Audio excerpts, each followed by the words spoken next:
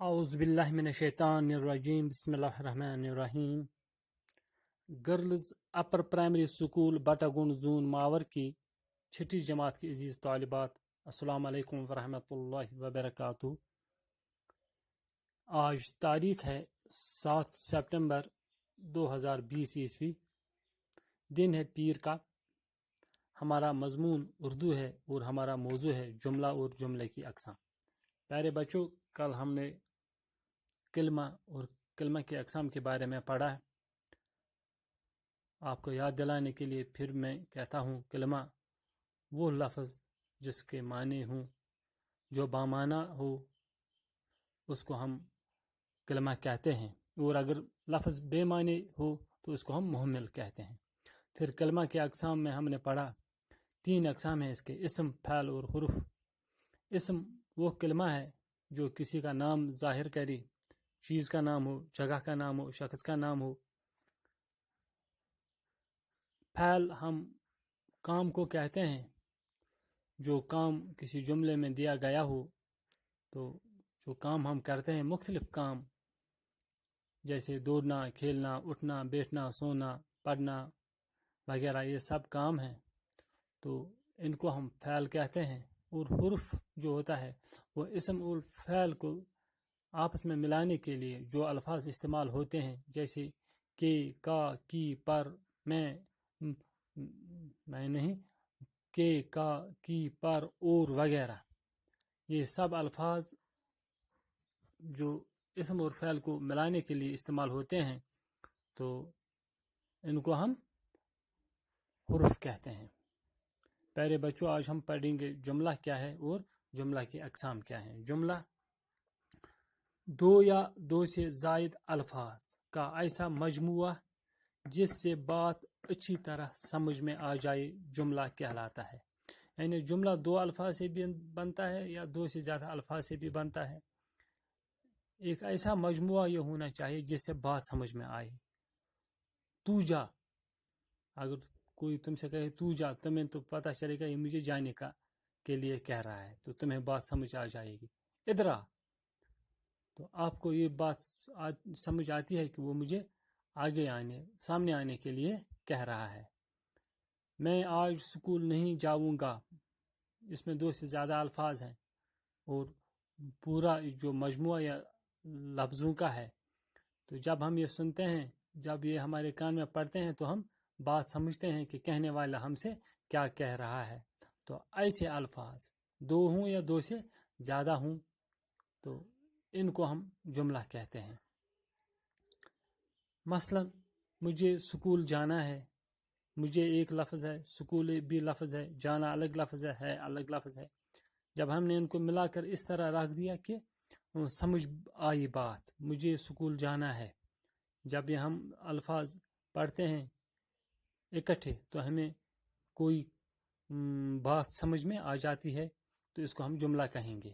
یہ قلم کس کا ہے، یہ بھی الفاظوں کا ایک مجموعہ ہے اور ہمیں پورا ایک معنی دیتا ہے، بات سمجھ میں آ جاتی ہے، تو اس کو بھی ہم جملہ کہتے ہیں۔ میرا نام شگفتہ ہے، بالکل یہ بھی جملہ ہے، کیونکہ ان الفاظ کا مجموعہ جو ہے ہمیں کوئی بات ذہن نشین کر لیتا ہے، تو اس کو ہم جملہ کہتے ہیں وغیرہ۔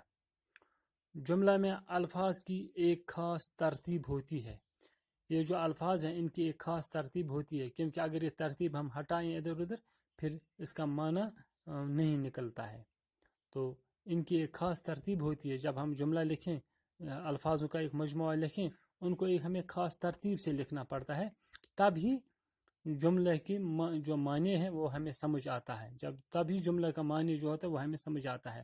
اگر جملوں میں الفاظ کی ترتیب درست نہ ہو تو ایسے لفظوں کے مجموعے کو ہم جملہ نہیں کہتے ہیں۔ اگر ہم یہ الفاظ لکھیں لیکن درست ترتیب سے نہیں لکھیں، تو نہ ہمیں معنی سمجھ آ جائے گا اور نہ ہم اس مجموعے کو جملہ کہہ سکتے ہیں، کیونکہ اس کے کوئی معنی نہیں بنتے ہیں۔ مثلا یہاں پر جملہ میں نے لکھا، چڑیا درخت سے اڑ گئی۔ اگر یہی 1 2 3 اور 4 اور 5 الفاظ یہاں پر میں نے لکھے ہیں ایک خاص ترتیب سے، اور جملہ بن گیا ہے. اگر انہی 5 الفاظ کو میں الٹا کر کے اس ترتیب سے درست ترتیب سے نہیں لکھوں تو یہ جملہ نہ آپ کو معنی سمجھ آئے گا اور نہ ہم اس کو جملہ کہہ سکتے ہیں. یہی الفاظ بالکل سب یہی الفاظ میں نے یہاں پر سے پہلے لکھا ہے, درخت یہاں پر لکھا ہے, چڑیا یہاں پر لکھا ہے, گئی یہاں پر لکھا ہے, اڑ یہاں پر لکھا ہے. ترتیب میں نے ہٹا دی, باقی سب یہی جملے میں نے دوبارہ لکھے. سے, درخت, چڑیا, گئی, اڑ. تو جب ہم یہ ان الفاظ کو اس ترتیب سے پڑھتے ہیں تو کوئی معنی نہیں نکلتا ہے. اس لیے ہم ان الفاظ کے ان مجموعے کو جملہ نہیں کہہ سکتے ہیں. اسی طرح دوسرا یہاں پر جملہ ہے, میں بس میں سوار ہوا. تو اگر میں یہی الفاظ درست ترتیب سے نہیں لکھوں تو کوئی معنی اس کا نہیں بنتا ہے اور اس کو ہم جملہ نہیں کہہ سکتے ہیں. جیسے میں نے انہی الفاظ کو اس ترتیب سے لکھا, میں سوار بس ہوا, میں سوار بس ہوا. تو بالکل کوئی معنی نہیں دیتے ہیں یہ مجموعہ, تو اس کو بھی ہم جملہ نہیں کہہ سکتے ہیں. اب ہمیں جملے کی اقسام کے بارے میں پڑھنا ہے. جملے کی 3 اقسام ہیں. اقسام قسم کی جمع کو ہم کہتے ہیں. 3 قسم کے جملے ہوتے ہیں. ایک کو ہم مثبت جملے کہتے ہیں, منفی جملے اور سوالیہ جملے. پہلے ہم پڑھیں گے مثبت جملہ کسے ہم کہتے ہیں. وہ جملہ جس میں کسی کام کا کرنا یا ہونا پایا جائے, یعنی جب کوئی کام ہو جائے یا ہونے والا ہو تو اس جملے کو ہم مثبت جملہ کہتے ہیں.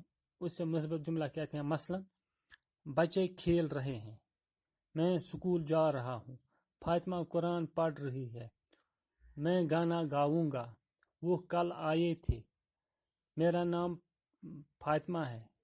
یا کچھ ایسے جملے جس میں کام واضح ہو, کام ہو رہا ہو یا ہوا ہو یا ہو جائے گا, تو ایسے جملوں کو ہم مثبت جملے کہتے ہیں. دوسرا ہوتا ہے منفی جملہ. وہ جملہ جس میں کام کا نہ کرنا یا نہ ہونا پایا جائے, یعنی منفی ہو کام کی, اس سے منفی جملہ کہتے ہیں. جب کام کی نفی ہو, کام نہیں ہو رہا ہو, نہیں ہو جائے گا یا نہیں ہوا ہو, تو ایسے جملے کو ہم منفی جملے کہتے ہیں. جیسے میں کھانا نہیں کھاؤں گا, میں نہیں کھاؤں گا, یہاں پر میں انکار کرتا ہوں کھانے سے. اکرم آج سکول نہیں آیا, یعنی سکول آنا تھا لیکن وہ نہیں آیا, اس نے یہ کام نہیں کیا ہے. منفی یہاں پر ہے, نفی ہوئی ہے کام کی. اس کو جو کام کرنا تھا, سکول آنا تھا, وہ نہیں آیا ہے, تو کام کی نفی ہوئی ہے, اس کو ہم منفی جملہ کہتے ہیں. رشید نے چوری نہیں کی, یعنی جو چوری ہوئی ہے رشید کے نام اس کو ہم نہیں کر سکتے کیونکہ اس نے یہ نہیں کی, یہ منفی کرتا ہے کام کا, تو ان کو ہم منفی جملے کہتے ہیں. جب کام کا نفی ہو کسی جملے میں تو ہم اس کو منفی جملہ کہتے ہیں. تو تیسرا ہے سوالیہ جملہ. وہ جملہ جس میں کوئی سوال پوچھا جائے. جب جملہ ایسا ہو کہ آپ سے سوال پوچھا جائے اسے سوالیہ جملہ کہتے ہیں. اور ایک بات یاد رکھنا کہ سوالیہ جملہ جو ہے اس کے آخر میں سوالیہ نشان بھی ہوتا ہے. جیسے یہاں پر یہ نشانی جو آپ کو نظر آتی ہے, اس کو سوالیہ نشانی کہتے ہیں. ہر سوالیہ جملے کے آخر میں یہ نشانی لکھ دی جاتی ہے تاکہ واضح ہو جائے کہ سوال ہو رہا ہے. مثلا تمہارا نام کیا ہے, تم سے تمہارا نام پوچھا جا رہا ہے, سوال پوچھا جا رہا ہے, تو یہ سوالیہ جملہ کہلاتا ہے. یہ قلم کس کا ہے, سوالیہ جملہ سے نشان یہاں پر ہے, یعنی تم سے پوچھا جا رہا ہے یہ قلم جو ہے یہ کس کا ہے. وہ کتنے بچے ہیں, تمہیں بچوں کی تعداد بتانی ہے, تو یہ سب سوال ہیں. ان ایسے جملوں کو ہم سوالیہ جملے کہتے ہیں. پیارے بچوں, امید ہے کہ آپ نے یہ سیکھ لیا ہوگا. انشاءاللہ کل پھر آپ سے ملاقات ہوگی. تب تک کے لیے اجازت. السلام علیکم ورحمۃ اللہ وبرکاتہ.